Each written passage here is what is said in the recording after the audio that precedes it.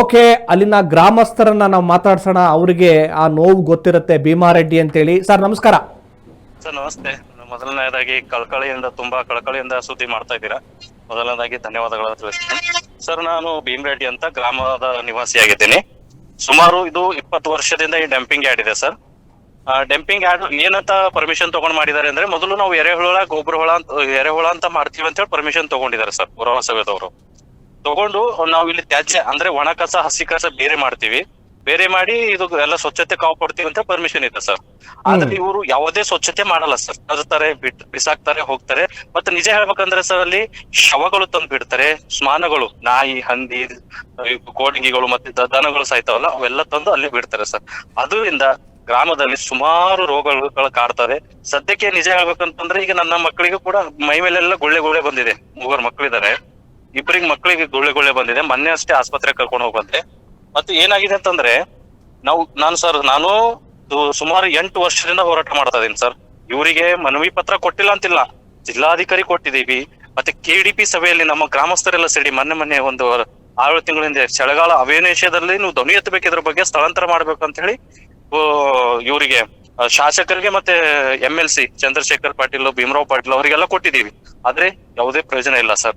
ಮತ್ತೆ ನಾವು ಒಂದು 6 ತಿಂಗಳ ಹಿಂದೆ ಒಂದು ಪ್ರತಿಭಟನೆ ಮಾಡಿದಾಗ ಶಾಸಕರು ಬಂದು ಹೋದ್ರು, ನಾನು ಮಾಡ್ತೀನಿ, ಸರ್ಕಾರ ಗಮನಕ್ಕೆ ತಂದು. ಇಲ್ಲಿವರೆಗೂ ಯಾವ್ದು ಆಗಿಲ್ಲ. ಮತ್ತೆ ಜಿಲ್ಲಾಡಳಿತ ಏನಿದೆ, ಜಿಲ್ಲಾ DC ಅವರು ಇಲ್ಲೇ ಹುಮ್ನಾಬಾದ್ ಬರ್ತಾರೆ. ಗ್ರಾಮದ ಸಮಸ್ಯೆ ಕುರಿತು ನಾವು ಎಷ್ಟು ಸಲ ಹೇಳಿದ್ರು ಕೂಡ ಒಂದು ಸಲ ಬರಲ್ಲ. ಹಳೇದು ಗೋವಿಂದ ರೆಡ್ಡಿ ಅಂತಿದ್ರು, ಅವ್ರ ಗಮನಕ್ಕೂ ಇದೆ. ಮತ್ತೆ ಈಗ ಹೊಸದಾಗಿ DC ಅವರು ಬಂದಿದೆ, ಶಿಲ್ಪಾ ಶರ್ಮಾ ಅಂತ ಹೇಳಿ, ಅವ್ರ ಗಮನಕ್ಕೂ ತರ್ತಾ ಇದೀವಿ. ನಾನು ಪ್ರತಿಯೊಂದು ಅವ್ರು ವಾಟ್ಸಪ್ ಅಲ್ಲಿ ಹಾಕ್ತೀನಿ, ಬಟ್ ನೋಡ್ತಾರೆ, ಅದಕ್ಕೆ ರಿಪ್ಲೈ ಮಾಡಲ್ಲ.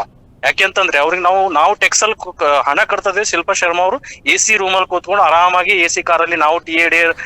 ಭೀಮಾರೆಡ್ಡಿ ಅವರೇ, ಈಗ ಅವ್ರಿಗೇನು ನಾವು ಆರಾಮ ಸಂಬಳ ಕೊಡ್ತಾ ಇದೀವಿ, AC ರೂಮ್ ಅಲ್ಲಿ ಕೂತ್ಕೊಳ್ತಾರೆ. ನಮ್ ನೋವು ಅವ್ರಿಗೆ ಅರ್ಥ ಆಗ್ಬೇಕಲ್ಲ. ಹೆಂಗ್ ಅರ್ಥ ಆಗುತ್ತೆ? ಅರ್ಥ ಆಗ್ಬೇಕಂತಂದ್ರೆ ನಾವು ಅವ್ರಿಗೆ ತಂದು ಅಲ್ಲಿ ಕೂಡ್ಸ್ಬೇಕು ಸರ್. ಡಂಪಿಂಗ್ ಯಾರ್ಡ್ ಅಲ್ಲಿ ಒಂದು ದಿವಸ ಕಾಲ ಕಳೀಲಿ ಅಂತ ನನ್ನ ಓಪನ್ ಚಾಲೆಂಜ್ ಸರ್. ಇದು ಏನ್ ಊಟ ಮಾಡ್ತಾರೆ? ನಾನ್ ಹೇಳೋದೇನು ಅಂದ್ರೆ, ನೀವೆಲ್ಲ ಏನ್ ಮಾಡಿ ಗೊತ್ತಾ, ಆ ಡಂಪಿಂಗ್ ಯಾರ್ಡ್ ನ ಒಂದು ಟ್ರ್ಯಾಕ್ಟರ್ ಅಲ್ಲಿ ಹಾಕೊಂಡು ಹೋಗ್ಬಿಟ್ಟು ಆ DC ಆಫೀಸ್ ಅಲ್ಲಿ ಇಟ್ಬಿಟ್ಟು, ಅಥವಾ ಶಾಸಕರು ಅಧಿಕಾರಿಗಳ ಮನೆ ಮುಂದೆ ಇಟ್ಟು ಬನ್ನಿ, ಅವಾಗ ಗೊತ್ತಾಗುತ್ತೆ.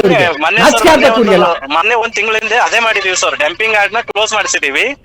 ಮಾಡಿಸಿದಾಗ ಪುರಸಭೆ ಅಧಿಕಾರಿಗಳು, ಚೀಫ್ ಆಫೀಸರ್ ಬಂದ್ ಹೇಳ್ತಾರೆ, ಕಾನೂನಲ್ಲಿ ನಿಮಗೆ ಅವಕಾಶ ಇಲ್ಲ, ನೀವು ಗಾಡಿ ತಡೆಯುವಂತ. ನಾನು ಕೇಳಿದೆ ಅವರಿಗೆ, ನಿಮಗ್ ಕಾನೂನಲ್ಲಿ ಅವಕಾಶ ಇಲ್ಲ, ಇಷ್ಟೊಂದು ಗಲೀಜ್ ಮಾಡಕ್ಕೆ ಅವಕಾಶ ಇದೆಯಾ ಅಂತ ಕೇಳಿದೆ. ಅಂದ್ರೆ ಬಾಯಿ ಮುಚ್ಕೊಳ್ತಾರೆ ಸರ್, ಪುರಸಭೆದವ್ರು ಬಾಯಿ ಮುಚ್ಕೊಳ್ತಾರೆ.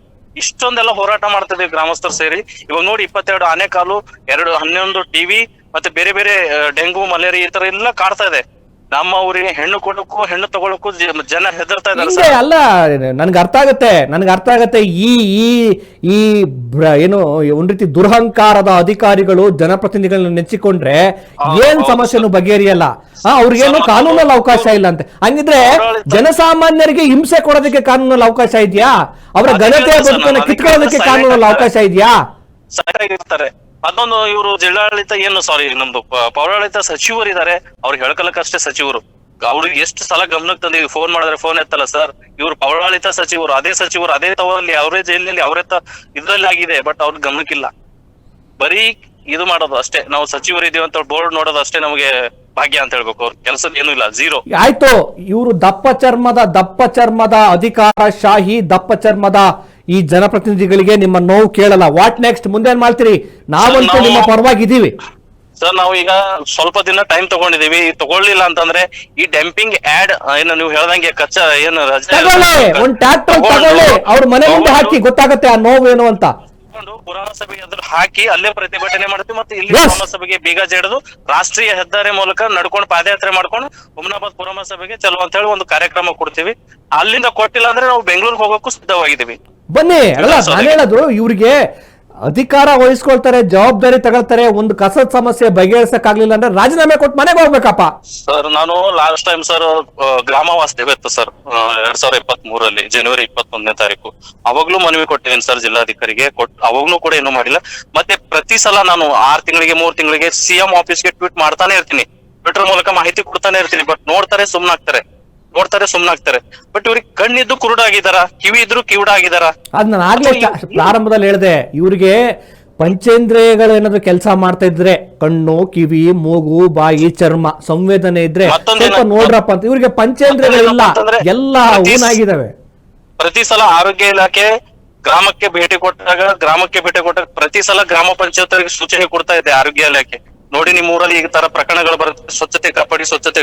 ಪಂಚಾಯತಿ ಕೂಡ ಇದರ ಬಗ್ಗೆ ಗಮನ ಹರಿಸಲ್ಲ. ಪಂಚಾಯತಿ ಕೂಡ ನಾಲಿ ಕೂಡ ಹಂಗೆ ಇಡುತ್ತೆ.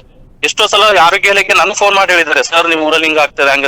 ಅವಾಗ ನಾನು ಸಿಎಂ ಆಫೀಸ್ ಮಾಡ್ಬೇಕು, ಜಿಲ್ಲಾಧಿಕಾರಿಗೆ ಮಾಹಿತಿ ಕೊಡ್ಬೇಕು. ಆದ್ರೂ ಕೂಡ ಯಾರು ಸರ್ ಇವ್ರಿಗೆ ಎಲ್ಲ ಒಂದೊಂದು ತಿಂಗಳ ಒಂದ್ ದಿವಸ ಸಂಬಳ ಲೇಟ್ ಆದ್ರೆ ಇವ್ರು ಬಾಯಿ ಬಳ್ಕೋತಾರೆ ಮಾಧ್ಯಮದಲ್ಲಿ, ನನ್ ಸಂಬಳ ಆಗಿಲ್ಲ ಅಂತ. ಇಂಥದಕ್ಕೆ ಹೇಳೋರು ಯಾರು ಸರ್ ಬಡವರ ಕಷ್ಟ? ಕರೆಕ್ಟ್ ಇಲ್ಲ, ಜಾಸ್ತಿ ಏರಿದೆ ಸರ್ ಇವರಿಗೆಲ್ಲ. ಸರಿಯಾದ ರೀತಿಯಲ್ಲಿ ಹೇಳಿದ್ರೆ ಅರ್ಥ ಆಗಲ್ಲ. ನಾನು ಹೇಳದ್ನಲ್ಲ, ಆ ಎಲ್ಲ ಕಸವನ್ನು ತೆಗೆದುಕೊಂಡೋಗಿ ಆ ಜಿಲ್ಲಾಧಿಕಾರಿಗಳು, ಏನು ಶಾಸಕರು, ಎಂಪಿಗಳು, ಏನು ಪುರಸಭೆ ಅಲ್ಲಿ ಮುಂದೆ ಸುರಿದು ಅಲ್ಲಿ ಪ್ರತಿಭಟನೆ ಮಾಡ್ರಿ, ಅವತ್ತು ಅರ್ಥ ಆಗತ್ತೆ ಇವ್ರಿಗೆ. ಇಲ್ಲ ಹಂಗೆ ಮಾಡ್ತೀವಿ ಸರ್, ಹಂಗೆ ಮಾಡ್ತೀವಿ. ಈಗ ನೆಕ್ಸ್ಟ್ ಅದೇ ಮಾಡೋದು ನಾವು. ಯಾಕಂತಂದ್ರೆ ಈಗ ಇವರಿಗೆ ಬಾಯಿ ಮಾತಲ್ಲಿ ಹೇಳಿ ಮನವಿ ಕೊಟ್ಟು ಸಾಕಾಗಿ ಹೋಗಿದೆ ಸರ್.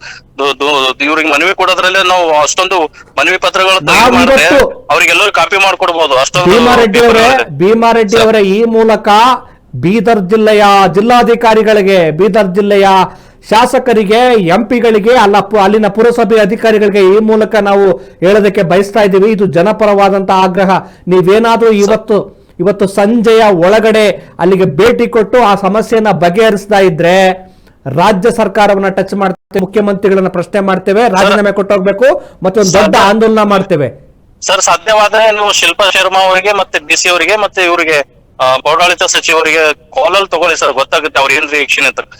ಇವರು ಪೌರಾಡಳಿತ ಬಿಡಲ್ಲ, ಕೆಲಸ ಮಾಡ್ಲಿಲ್ಲ, ಅವ್ರು ಸ್ಪಂದಿಸಲಿಲ್ಲ ಅಂದ್ರೆ ರಾಜೀನಾಮೆ ಕೊಡ್ಲಿ, ಮನೆಗೆ ಹೋಗ್ಲಿ, ಅವ್ರ ನನ್ನ ಕೆಲಸ ಮಾಡಕ್ಕೆ. ಖಂಡಿತ ಸರ್, ಖಂಡಿತ. Okay, thank you. ನೀವಂತೂ ನಿಮ್ಮ ಹೋರಾಟವನ್ನ ನಿಲ್ಲಿಸಬೇಡಿ, ಹಂಗೆ ಮಾಡಿ ಅವ್ರಿಗೆ ಅರ್ಥ ಆಗ್ಬೇಕು. ಇವರು ದಪ್ಪ ಚರ್ಮದವ್ರಿಗೆ ಅರ್ಥ ಆಗಲ್ಲ, ಸಂವೇದನೆ ಇಲ್ಲ ಅವ್ರಿಗೆ. ಥ್ಯಾಂಕ್ ಯು, ಧನ್ಯವಾದಗಳು.